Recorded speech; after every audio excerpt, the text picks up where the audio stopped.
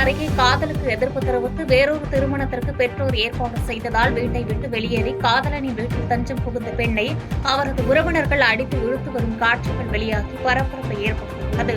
கிருஷ்ணகிரி மாவட்டம் போச்சம்பள்ளி அடுத்த அகரம் கிராமத்தைச் சேர்ந்தவர் சுகுணேஸ்வரன். 21 வயதான இவர் காரியமங்கலம் அருகேயுள்ள தனியார் மெத்தை கம்பெனியில் ஊழியராக பணியாற்றி வருகிறார். இவரும் பன்னந்தூர் கிராமத்தைச் சேர்ந்த கல்லூரி மாணவியான ஐஸ்வர்யா எனும் பெண்ணும் 2 ஆண்டுகளாக காதலித்து உள்ளனர்.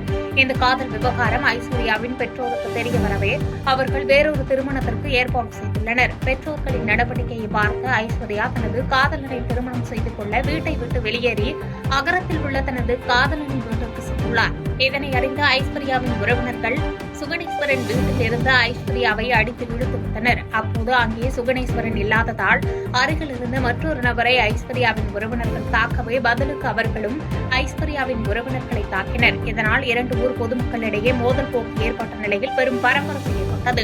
சம்பவ இடத்தில் இருந்த பெண் காவல் உதவி ஆய்வாளர் சங்கீதா தொடர்ந்து எதிர்த்து வந்த நிலையில் அவர்கள் தாக்குதலை தொடர்ந்து வந்ததால் அதிர்ச்சியில் பெண் காவல் உதவி ஆய்வாளர் மயக்கப்பட்டார். இதனையடுத்து சம்பவ இடத்திற்கு வந்த காவல் அதிகாரிகள் சங்கீதாவை மீட்டு மருத்துவமனையில் சிகிச்சைக்காக அனுமதித்தனர். தொடர்ந்து இச்சம்பவம் குறித்து போலீசார் விசாரணை மேற்கொண்டு வருகின்றனர்.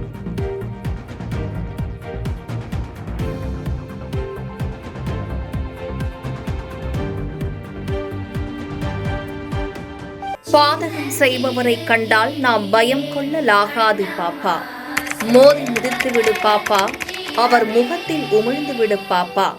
அண்மை செய்திகளை உடனுக்குடன் தெரிந்து கொள்ள இணைந்திருங்கள் எம் நாடு தொலைக்காட்சியுடன்.